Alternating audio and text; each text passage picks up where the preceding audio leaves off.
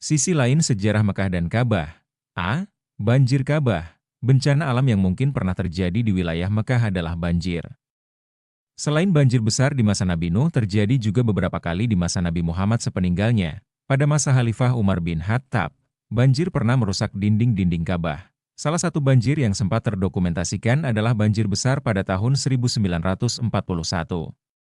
Dalam gambar yang dipublikasikan secara luas, terlihat bagian dalam Masjidil Haram terendam banjir hingga hampir setengah tinggi Ka'bah.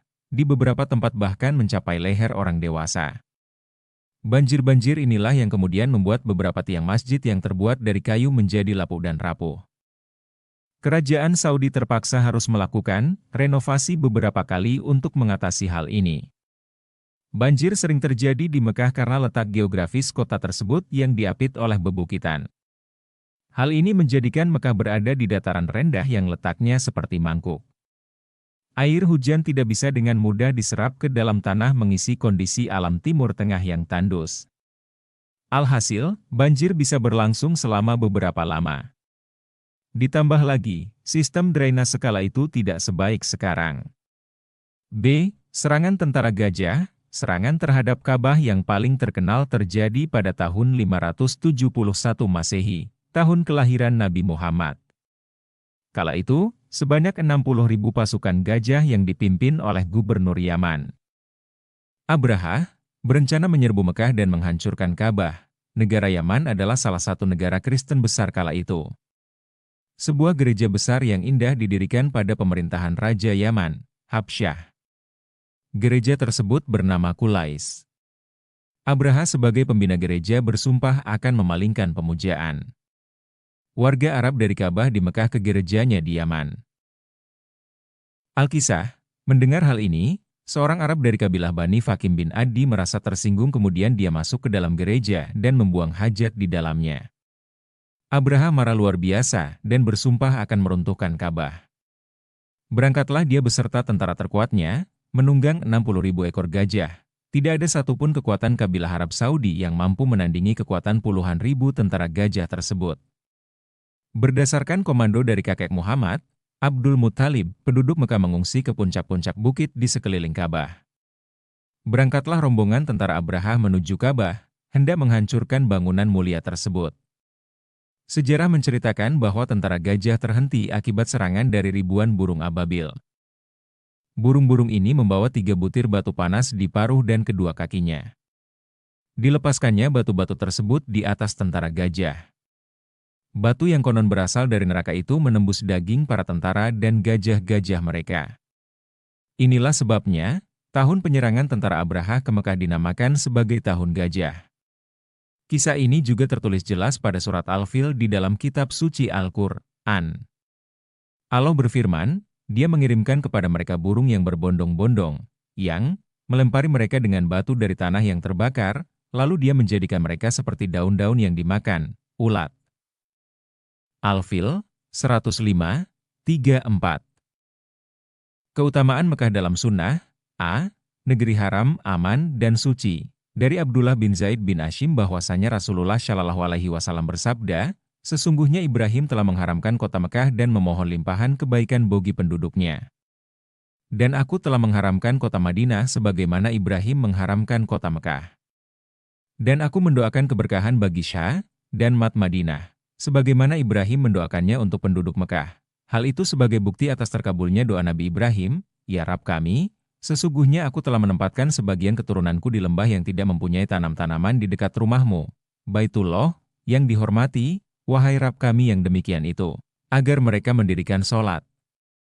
Maka, jadikanlah hati sebagian manusia cenderung kepada mereka dan berilah mereka rezeki berupa buah-buahan, mudah-mudahan mereka bersyukur.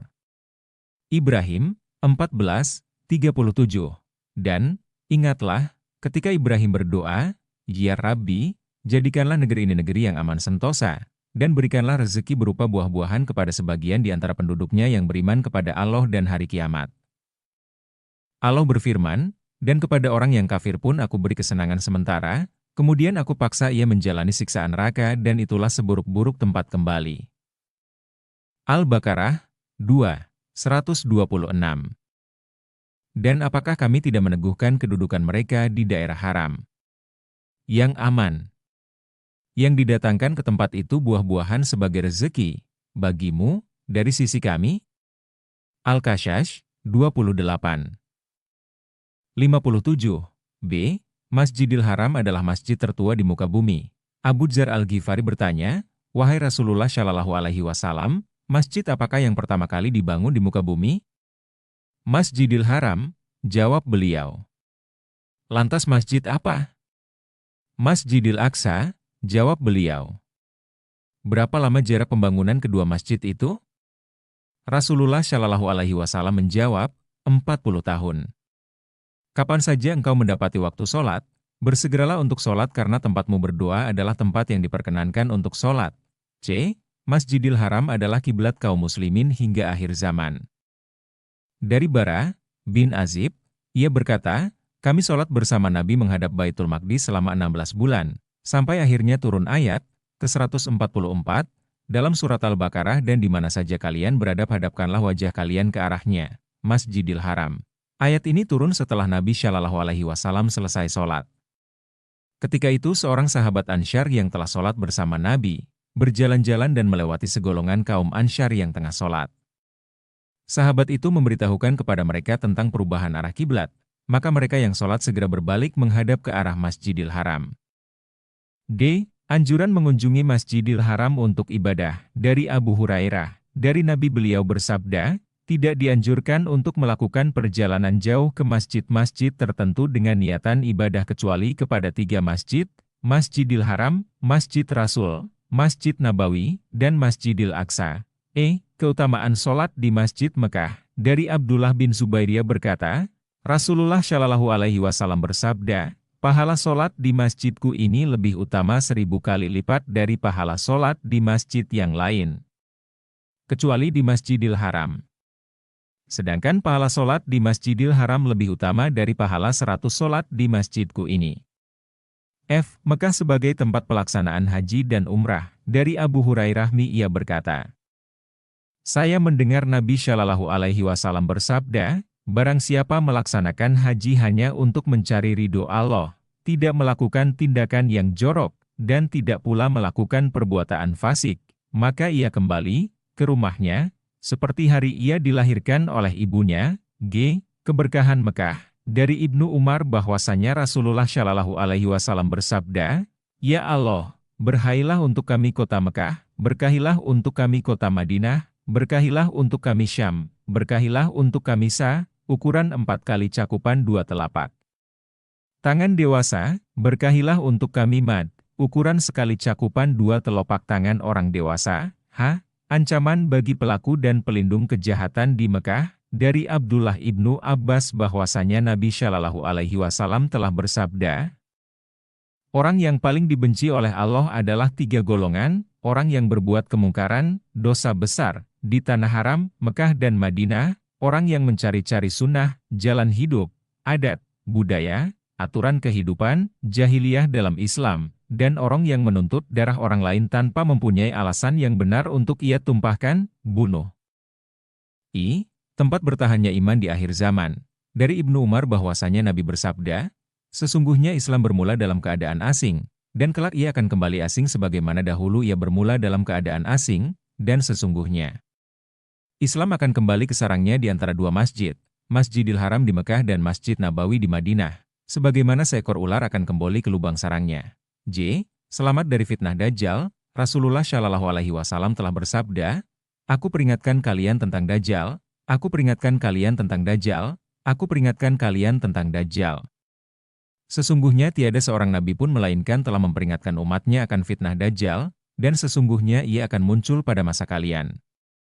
Wahai umatku, sesungguhnya ia seorang yang berambut keriting, berpostur tubuh pendek, mata sebelah kirinya tertutup. Dajjal membawa surga dan neraka, air, sungai dan api. Neraka yang ia bawa sesungguhnya adalah surga, dan surga yang ia bawa sesungguhnya adalah neraka. Ia juga membawa gunung roti dan sungai air. Langit akan menurunkan hujan, namun bumi tidak menumbuhkan tanam-tanaman. Ia akan menguasai seseorang hingga mampu membunuhnya, namun ia tidak mampu menguasai orang yang lainnya. Ia menetap di bumi selama 40 hari. Ia bisa mencapai setiap jengkal muka bumi kecuali 4 masjid, Masjidil Haram, Masjid Madinah, Masjid At-Tur dan Masjidil Aqsa. Ia tidak akan samar lagi bagi kalian. Korena Rab kalian tidaklah buta mata sebelah, sementara Dajjal buta sebelah matanya.